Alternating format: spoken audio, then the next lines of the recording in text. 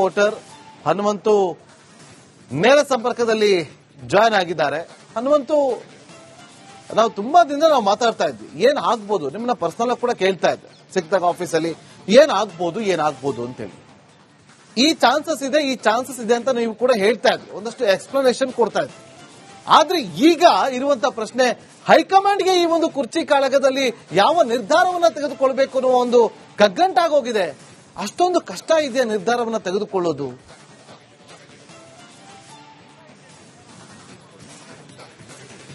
ಖಂಡಿತವಾಗಿಯೂ ನಾಗೇಂದ್ರ ಬಾಬು, ಯಾಕೆ ಇಂತಹ ಪರಿಸ್ಥಿತಿ ಕಾಂಗ್ರೆಸ್ ಹೈಕಮಾಂಡ್ಗೆ ಬಂತು ಅನ್ನೋಂಥದ್ದನ್ನ ನಾವು ನೋಡುವಂತದ್ದಾದ್ರೆ, ಇಡೀ ದೇಶದಲ್ಲಿ ಕರ್ನಾಟಕ ಅಂದ್ರೆ ಕಾಂಗ್ರೆಸ್ ನೆಲಕಚ್ಚಿದಂತಹ ಸಂದರ್ಭದಲ್ಲಿ ಒಂದಷ್ಟು ಗೆಲ್ಲಬಹುದು ಅನ್ನುವಂತ ಆತ್ಮವಿಶ್ವಾಸವನ್ನ ಕರ್ನಾಟಕ ರಾಜ್ಯ ಕೊಟ್ಟಿತ್ತು. ಅದರಲ್ಲಿ ಎರಡು ಮಾತಿಲ್ಲ. ಅದರಲ್ಲೂ ಕೂಡ ಸಿಎಂ ಸಿದ್ದರಾಮಯ್ಯ ಅವರ mass leadership, DCM DK Shivakumar ಅವರ ಸಂಘಟನಾ ಚತುರತೆ, ಎರಡು ಕಾರಣಗಳಿಂದನೇ ಈಗ ಕರ್ನಾಟಕದಲ್ಲಿ ಕಾಂಗ್ರೆಸ್ ಅಧಿಕಾರಕ್ಕೆ ಬಂತು. ಅದು ಹೈಕಮಾಂಡ್ ಮಟ್ಟದಲ್ಲೂ ಕೂಡ ಒಂದಷ್ಟು ಆತ್ಮವಿಶ್ವಾಸ ಮೂಡಿಸುವ ನಿಟ್ಟಿನಲ್ಲಿ ಒಂದಷ್ಟು ಕೆಲಸಗಳು ಆಯಿತು.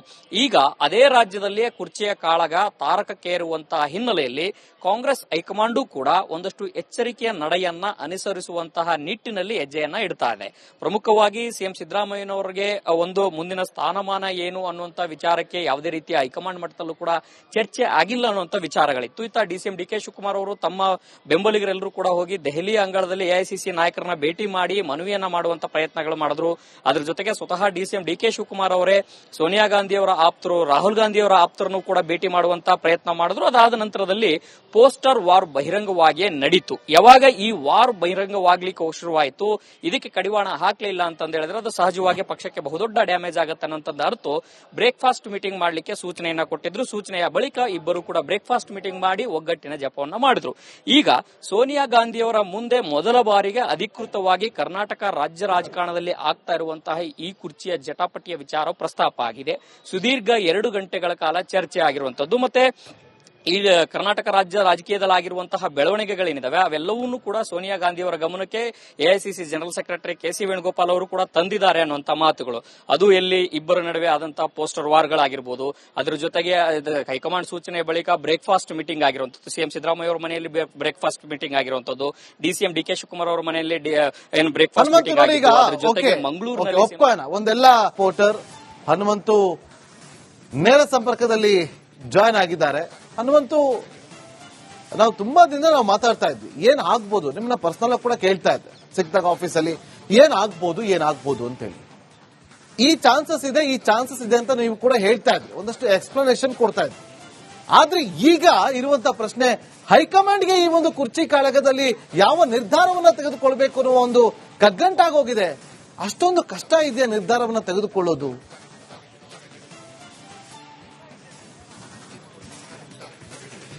ಖಂಡಿತವಾಗಿಯೂ ನಾಗೇಂದ್ರ ಬಾಬು, ಯಾಕೆ ಇಂತಹ ಪರಿಸ್ಥಿತಿ ಕಾಂಗ್ರೆಸ್ ಹೈಕಮಾಂಡ್ಗೆ ಬಂತು ಅನ್ನೋಂಥದ್ದನ್ನ ನಾವು ನೋಡುವಂತದ್ದಾದ್ರೆ, ಇಡೀ ದೇಶದಲ್ಲಿ ಕರ್ನಾಟಕ ಅಂದ್ರೆ ಕಾಂಗ್ರೆಸ್ ನೆಲಕಚ್ಚಿದಂತಹ ಸಂದರ್ಭದಲ್ಲಿ ಒಂದಷ್ಟು ಗೆಲ್ಲಬಹುದು ಅನ್ನುವಂತ ಆತ್ಮವಿಶ್ವಾಸವನ್ನ ಕರ್ನಾಟಕ ರಾಜ್ಯ ಕೊಟ್ಟಿತ್ತು. ಅದರಲ್ಲಿ ಎರಡು ಮಾತಿಲ್ಲ. ಅದರಲ್ಲೂ ಕೂಡ ಸಿಎಂ ಸಿದ್ದರಾಮಯ್ಯ ಅವರ mass leadership, DCM DK Shivakumar ಅವರ ಸಂಘಟನಾ ಚತುರತೆ, ಎರಡು ಕಾರಣಗಳಿಂದನೇ ಈಗ ಕರ್ನಾಟಕದಲ್ಲಿ ಕಾಂಗ್ರೆಸ್ ಅಧಿಕಾರಕ್ಕೆ ಬಂತು. ಅದು ಹೈಕಮಾಂಡ್ ಮಟ್ಟದಲ್ಲೂ ಕೂಡ ಒಂದಷ್ಟು ಆತ್ಮವಿಶ್ವಾಸ ಮೂಡಿಸುವ ನಿಟ್ಟಿನಲ್ಲಿ ಒಂದಷ್ಟು ಕೆಲಸಗಳು ಆಯಿತು.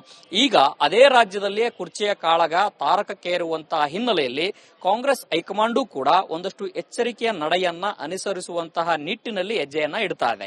ಪ್ರಮುಖವಾಗಿ ಸಿಎಂ ಸಿದ್ದರಾಮಯ್ಯನವರಿಗೆ ಒಂದು ಮುಂದಿನ ಸ್ಥಾನಮಾನ ಏನು ಅನ್ನುವಂತ ವಿಚಾರಕ್ಕೆ ಯಾವುದೇ ರೀತಿಯ ಹೈಕಮಾಂಡ್ ಮಟ್ಟದಲ್ಲೂ ಕೂಡ ಚರ್ಚೆ ಆಗಿಲ್ಲ ಅನ್ನುವಂತ ವಿಚಾರಗಳಿತ್ತು. ಇತ್ತ ಡಿಸಿಎಂ ಡಿಕೆ ಶಿವಕುಮಾರ್ ಅವರು ತಮ್ಮ ಬೆಂಬಲಿಗರೆಲ್ಲರೂ ಕೂಡ ಹೋಗಿ ದೆಹಲಿಯ ಅಂಗಳದಲ್ಲಿ ಎಐಸಿಸಿ ನಾಯಕರನ್ನ ಭೇಟಿ ಮಾಡಿ ಮನವಿಯನ್ನ ಮಾಡುವಂತ ಪ್ರಯತ್ನಗಳು ಮಾಡಿದ್ರು. ಅದರ ಜೊತೆಗೆ ಸ್ವತಃ ಡಿಸಿಎಂ ಡಿಕೆ ಶಿವಕುಮಾರ್ ಅವರೇ ಸೋನಿಯಾ ಗಾಂಧಿ ಅವರ ಆಪ್ತರು, ರಾಹುಲ್ ಗಾಂಧಿ ಅವರ ಆಪ್ತರನ್ನು ಕೂಡ ಭೇಟಿ ಮಾಡುವಂತ ಪ್ರಯತ್ನ ಮಾಡಿದ್ರು. ಅದಾದ ನಂತರದಲ್ಲಿ ಪೋಸ್ಟರ್ ವಾರ್ ಬಹಿರಂಗವಾಗಿಯೇ ನಡೀತು. ಯಾವಾಗ ಈ ವಾರ್ ಬಹಿರಂಗವಾಗ್ಲಿಕ್ಕೆ ಶುರುವಾಯಿತು, ಇದಕ್ಕೆ ಕಡಿವಾಣ ಹಾಕ್ಲಿಲ್ಲ ಅಂತ ಹೇಳಿದ್ರೆ ಅದು ಸಹಜವಾಗಿ ಪಕ್ಷಕ್ಕೆ ಬಹುದೊಡ್ಡ ಡ್ಯಾಮೇಜ್ ಆಗುತ್ತೆ ಅನ್ನೋಂಥದ್ದು ಅರ್ಥ ಬ್ರೇಕ್ಫಾಸ್ಟ್ ಮೀಟಿಂಗ್ ಮಾಡಲಿಕ್ಕೆ ಸೂಚನೆಯನ್ನ ಕೊಟ್ಟಿದ್ರು. ಸೂಚನೆಯ ಬಳಿಕ ಇಬ್ಬರು ಕೂಡ ಬ್ರೇಕ್ಫಾಸ್ಟ್ ಮೀಟಿಂಗ್ ಮಾಡಿ ಒಗ್ಗಟ್ಟಿನ ಜಪವನ್ನ ಮಾಡಿದ್ರು. ಈಗ ಸೋನಿಯಾ ಗಾಂಧಿಯವರ ಮುಂದೆ ಮೊದಲ ಬಾರಿಗೆ ಅಧಿಕೃತವಾಗಿ ಕರ್ನಾಟಕ ರಾಜ್ಯ ರಾಜಕಾರಣದಲ್ಲಿ ಆಗ್ತಾ ಇರುವಂತಹ ಈ ಕುರ್ಚಿಯ ಜಟಾಪಟಿಯ ವಿಚಾರ ಪ್ರಸ್ತಾಪ ಆಗಿದೆ. ಸುದೀರ್ಘ 2 ಗಂಟೆಗಳ ಕಾಲ ಚರ್ಚೆ ಆಗಿರುವಂತದ್ದು. ಮತ್ತೆ ಈ ಕರ್ನಾಟಕ ರಾಜ್ಯ ರಾಜಕೀಯದಲ್ಲಿ ಆಗಿರುವಂತಹ ಬೆಳವಣಿಗೆಗಳೇನಿದಾವೆ ಅವೆಲ್ಲವನ್ನೂ ಕೂಡ ಸೋನಿಯಾ ಗಾಂಧಿ ಅವರ ಗಮನಕ್ಕೆ AICC general secretary KC Venugopal ಅವರು ಕೂಡ ತಂದಿದ್ದಾರೆ ಅನ್ನುವಂತ ಮಾತುಗಳು. ಅದು ಎಲ್ಲಿ ಇಬ್ಬರ ನಡುವೆ ಆದಂತಹ ಪೋಸ್ಟರ್ ವಾರ್ಗಳಾಗಿರ್ಬೋದು, ಅದರ ಜೊತೆಗೆ ಹೈಕಮಾಂಡ್ ಸೂಚನೆ ಬಳಿಕ ಬ್ರೇಕ್ಫಾಸ್ಟ್ ಮೀಟಿಂಗ್ ಆಗಿರುವಂತದ್ದು, ಸಿಎಂ ಸಿದ್ದರಾಮಯ್ಯ ಅವರ ಮನೆಯಲ್ಲಿ ಬ್ರೇಕ್ಫಾಸ್ಟ್ ಮೀಟಿಂಗ್ ಆಗಿರುವಂತದ್ದು, ಡಿಸಿಎಂ ಡಿಕೆ ಶಿವಕುಮಾರ್ ಅವರ ಮನೆಯಲ್ಲಿ ಏನು ಬ್ರೇಕ್ಫಾಸ್ಟ್ ಮೀಟಿಂಗ್ ಆಗಿತ್ತು. ಅದರ ಜೊತೆಗೆ ಮಂಗಳೂರಿನಲ್ಲಿ ಒಂದೆಲ್ಲ ಪೋರ್ಟರ್ ಹನುಮಂತು ನೇರ ಸಂಪರ್ಕದಲ್ಲಿ ಜಾಯ್ನ್ ಆಗಿದ್ದಾರೆ. ಹನುಮಂತು, ನಾವು ತುಂಬಾ ದಿನ ನಾವು ಮಾತಾಡ್ತಾ ಇದ್ವಿ ಏನ್ ಆಗ್ಬೋದು, ನಿಮ್ಮನ್ನ ಪರ್ಸನಲ್ ಕೂಡ ಕೇಳ್ತಾ ಇದ್ದೆ ಸಿಕ್ಕಿದಾಗ ಆಫೀಸಲ್ಲಿ ಏನ್ ಆಗ್ಬೋದು ಅಂತ ಹೇಳಿ. ಈ ಚಾನ್ಸಸ್ ಇದೆ ಅಂತ ನೀವು ಕೂಡ ಹೇಳ್ತಾ ಇದ್ರಿ, ಒಂದಷ್ಟು ಎಕ್ಸ್ಪ್ಲನೇಷನ್ ಕೊಡ್ತಾ ಇದ್ರಿ. ಆದ್ರೆ ಈಗ ಇರುವಂತ ಪ್ರಶ್ನೆ, ಹೈಕಮಾಂಡ್ಗೆ ಈ ಒಂದು ಕುರ್ಚಿ ಕಾಳಗದಲ್ಲಿ ಯಾವ ನಿರ್ಧಾರವನ್ನ ತೆಗೆದುಕೊಳ್ಬೇಕು ಅನ್ನೋ ಒಂದು ಕಗ್ಗಂಟಾಗೋಗಿದೆ. ಅಷ್ಟೊಂದು ಕಷ್ಟ ಇದೆಯಾ ನಿರ್ಧಾರವನ್ನ ತೆಗೆದುಕೊಳ್ಳೋದು?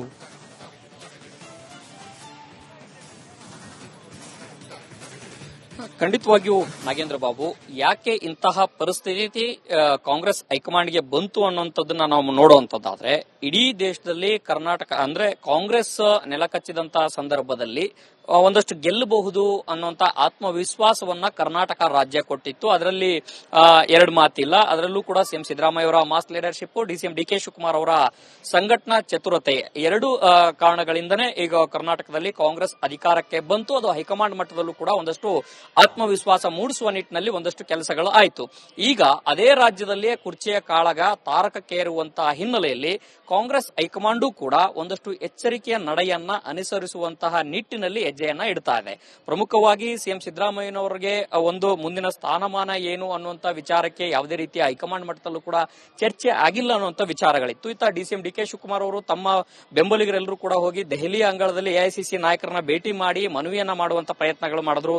ಅದ್ರ ಜೊತೆಗೆ ಸ್ವತಃ ಡಿಸಿಎಂ ಡಿಕೆ ಶಿವಕುಮಾರ್ ಅವರೇ ಸೋನಿಯಾ ಗಾಂಧಿ ಅವರ ಆಪ್ತರು, ರಾಹುಲ್ ಗಾಂಧಿ ಅವರ ಆಪ್ತರನ್ನು ಕೂಡ ಭೇಟಿ ಮಾಡುವಂತ ಪ್ರಯತ್ನ ಮಾಡಿದ್ರು. ಅದಾದ ನಂತರದಲ್ಲಿ ಪೋಸ್ಟರ್ ವಾರ್ ಬಹಿರಂಗವಾಗಿಯೇ ನಡೀತು. ಯಾವಾಗ ಈ ವಾರ್ ಬಹಿರಂಗವಾಗ್ಲಿಕ್ಕೆ ಶುರುವಾಯಿತು, ಇದಕ್ಕೆ ಕಡಿವಾಣ ಹಾಕಲಿಲ್ಲ ಅಂತಂದ ಹೇಳಿದ್ರೆ ಅದು ಸಹಜವಾಗಿ ಪಕ್ಷಕ್ಕೆ ಬಹುದೊಡ್ಡ ಡ್ಯಾಮೇಜ್ ಆಗುತ್ತೆ ಅನ್ನೋಂಥದ್ದು ಅರ್ಥ ಬ್ರೇಕ್ಫಾಸ್ಟ್ ಮೀಟಿಂಗ್ ಮಾಡಲಿಕ್ಕೆ ಸೂಚನೆಯನ್ನ ಕೊಟ್ಟಿದ್ರು. ಸೂಚನೆಯ ಬಳಿಕ ಇಬ್ಬರು ಕೂಡ ಬ್ರೇಕ್ಫಾಸ್ಟ್ ಮೀಟಿಂಗ್ ಮಾಡಿ ಒಗ್ಗಟ್ಟಿನ ಜಪವನ್ನ ಮಾಡಿದ್ರು. ಈಗ ಸೋನಿಯಾ ಗಾಂಧಿಯವರ ಮುಂದೆ ಮೊದಲ ಬಾರಿಗೆ ಅಧಿಕೃತವಾಗಿ ಕರ್ನಾಟಕ ರಾಜ್ಯ ರಾಜಕಾರಣದಲ್ಲಿ ಆಗ್ತಾ ಇರುವಂತಹ ಈ ಕುರ್ಚಿಯ ಜಟಾಪಟಿಯ ವಿಚಾರ ಪ್ರಸ್ತಾಪ ಆಗಿದೆ. ಸುದೀರ್ಘ 2 ಗಂಟೆಗಳ ಕಾಲ ಚರ್ಚೆ ಆಗಿರುವಂತದ್ದು. ಮತ್ತೆ ಈ ಕರ್ನಾಟಕ ರಾಜ್ಯ ರಾಜಕೀಯದಲ್ಲಿ ಆಗಿರುವಂತಹ ಬೆಳವಣಿಗೆಗಳೇನಿದಾವೆ ಅವೆಲ್ಲವನ್ನೂ ಕೂಡ ಸೋನಿಯಾ ಗಾಂಧಿ ಅವರ ಗಮನಕ್ಕೆ AICC general secretary KC Venugopal ಅವರು ಕೂಡ ತಂದಿದ್ದಾರೆ ಅನ್ನುವಂತ ಮಾತುಗಳು. ಅದು ಎಲ್ಲಿ ಇಬ್ಬರ ನಡುವೆ ಆದಂತಹ ಪೋಸ್ಟರ್ ವಾರ್ಗಳಾಗಿರ್ಬೋದು, ಅದರ ಜೊತೆಗೆ ಹೈಕಮಾಂಡ್ ಸೂಚನೆ ಬಳಿಕ ಬ್ರೇಕ್ಫಾಸ್ಟ್ ಮೀಟಿಂಗ್ ಆಗಿರುವಂತದ್ದು, ಸಿಎಂ ಸಿದ್ದರಾಮಯ್ಯ ಅವರ ಮನೆಯಲ್ಲಿ ಬ್ರೇಕ್ಫಾಸ್ಟ್ ಮೀಟಿಂಗ್ ಆಗಿರುವಂತದ್ದು, ಡಿಸಿಎಂ ಡಿಕೆ ಶಿವಕುಮಾರ್ ಅವರ ಮನೆಯಲ್ಲಿ ಏನು ಬ್ರೇಕ್ಫಾಸ್ಟ್ ಮೀಟಿಂಗ್ ಆಗಿತ್ತು. ಅದರ ಜೊತೆಗೆ ಮಂಗಳೂರಿನಲ್ಲಿ ಒಂದೆಲ್ಲ ಪೋರ್ಟರ್ ಹನುಮಂತು ನೇರ ಸಂಪರ್ಕದಲ್ಲಿ ಜಾಯ್ನ್ ಆಗಿದ್ದಾರೆ. ಹನುಮಂತು, ನಾವು ತುಂಬಾ ದಿನ ನಾವು ಮಾತಾಡ್ತಾ ಇದ್ವಿ ಏನ್ ಆಗ್ಬೋದು, ನಿಮ್ಮನ್ನ ಪರ್ಸನಲ್ ಕೂಡ ಕೇಳ್ತಾ ಇದ್ದೆ ಸಿಕ್ಕಿದಾಗ ಆಫೀಸಲ್ಲಿ ಏನ್ ಆಗ್ಬೋದು ಅಂತ ಹೇಳಿ. ಈ ಚಾನ್ಸಸ್ ಇದೆ ಅಂತ ನೀವು ಕೂಡ ಹೇಳ್ತಾ ಇದ್ರಿ, ಒಂದಷ್ಟು ಎಕ್ಸ್ಪ್ಲನೇಷನ್ ಕೊಡ್ತಾ ಇದ್ರಿ.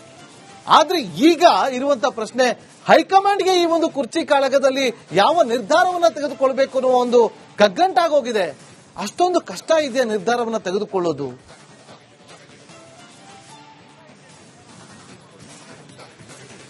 ಖಂಡಿತವಾಗಿಯೂ ನಾಗೇಂದ್ರ ಬಾಬು, ಯಾಕೆ ಇಂತಹ ಪರಿಸ್ಥಿತಿ ಕಾಂಗ್ರೆಸ್ ಹೈಕಮಾಂಡ್ಗೆ ಬಂತು ಅನ್ನುವಂಥದ್ದನ್ನ ನಾವು ನೋಡುವಂತದ್ದಾದ್ರೆ, ಇಡೀ ದೇಶದಲ್ಲಿ ಕರ್ನಾಟಕ ಅಂದ್ರೆ ಕಾಂಗ್ರೆಸ್ ನೆಲಕಚ್ಚಿದಂತಹ ಸಂದರ್ಭದಲ್ಲಿ ಒಂದಷ್ಟು ಗೆಲ್ಲಬಹುದು ಅನ್ನುವಂತ ಆತ್ಮವಿಶ್ವಾಸವನ್ನ ಕರ್ನಾಟಕ ರಾಜ್ಯ ಕೊಟ್ಟಿತ್ತು. ಅದರಲ್ಲಿ ಎರಡು ಮಾತಿಲ್ಲ. ಅದರಲ್ಲೂ ಕೂಡ ಸಿಎಂ ಸಿದ್ದರಾಮಯ್ಯ ಅವರ mass leadership, DCM DK Shivakumar ಅವರ ಸಂಘಟನಾ ಚತುರತೆ, ಎರಡು ಕಾರಣಗಳಿಂದನೇ ಈಗ ಕರ್ನಾಟಕದಲ್ಲಿ ಕಾಂಗ್ರೆಸ್ ಅಧಿಕಾರಕ್ಕೆ ಬಂತು. ಅದು ಹೈಕಮಾಂಡ್ ಮಟ್ಟದಲ್ಲೂ ಕೂಡ ಒಂದಷ್ಟು ಆತ್ಮವಿಶ್ವಾಸ ಮೂಡಿಸುವ ನಿಟ್ಟಿನಲ್ಲಿ ಒಂದಷ್ಟು ಕೆಲಸಗಳು ಆಯಿತು.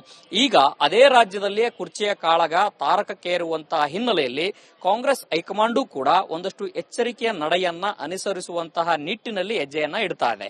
ಪ್ರಮುಖವಾಗಿ ಸಿಎಂ ಸಿದ್ದರಾಮಯ್ಯನವರಿಗೆ ಒಂದು ಮುಂದಿನ ಸ್ಥಾನಮಾನ ಏನು ಅನ್ನುವಂತ ವಿಚಾರಕ್ಕೆ ಯಾವುದೇ ರೀತಿಯ ಹೈಕಮಾಂಡ್ ಮಟ್ಟದಲ್ಲೂ ಕೂಡ ಚರ್ಚೆ ಆಗಿಲ್ಲ ಅನ್ನುವಂತ ವಿಚಾರಗಳಿತ್ತು. ಇತ್ತ ಡಿಸಿಎಂ ಡಿಕೆ ಶಿವಕುಮಾರ್ ಅವರು ತಮ್ಮ ಬೆಂಬಲಿಗರೆಲ್ಲರೂ ಕೂಡ ಹೋಗಿ ದೆಹಲಿಯ ಅಂಗಳದಲ್ಲಿ ಎಐಸಿಸಿ ನಾಯಕರನ್ನ ಭೇಟಿ ಮಾಡಿ ಮನವಿಯನ್ನ ಮಾಡುವಂತ ಪ್ರಯತ್ನಗಳು ಮಾಡಿದ್ರು. ಅದ್ರ ಜೊತೆಗೆ ಸ್ವತಃ ಡಿಸಿಎಂ ಡಿಕೆ ಶಿವಕುಮಾರ್ ಅವರೇ ಸೋನಿಯಾ ಗಾಂಧಿ ಅವರ ಆಪ್ತರು, ರಾಹುಲ್ ಗಾಂಧಿ ಅವರ ಆಪ್ತರನ್ನು ಕೂಡ ಭೇಟಿ ಮಾಡುವಂತ ಪ್ರಯತ್ನ ಮಾಡಿದ್ರು. ಅದಾದ ನಂತರದಲ್ಲಿ ಪೋಸ್ಟರ್ ವಾರ್ ಬಹಿರಂಗವಾಗಿಯೇ ನಡೀತು. ಯಾವಾಗ ಈ ವಾರ್ ಬಹಿರಂಗವಾಗ್ಲಿಕ್ಕೆ ಶುರುವಾಯಿತು, ಇದಕ್ಕೆ ಕಡಿವಾಣ ಹಾಕ್ಲಿಲ್ಲ ಅಂತ ಹೇಳಿದ್ರೆ ಅದು ಸಹಜವಾಗಿ ಪಕ್ಷಕ್ಕೆ ಬಹುದೊಡ್ಡ ಡ್ಯಾಮೇಜ್ ಆಗುತ್ತೆ ಅನ್ನೋಂಥದ್ದು ಅರ್ಥ ಬ್ರೇಕ್ಫಾಸ್ಟ್ ಮೀಟಿಂಗ್ ಮಾಡ್ಲಿಕ್ಕೆ ಸೂಚನೆಯನ್ನ ಕೊಟ್ಟಿದ್ರು. ಸೂಚನೆಯ ಬಳಿಕ ಇಬ್ಬರು ಕೂಡ ಬ್ರೇಕ್ಫಾಸ್ಟ್ ಮೀಟಿಂಗ್ ಮಾಡಿ ಒಗ್ಗಟ್ಟಿನ ಜಪವನ್ನ ಮಾಡಿದ್ರು.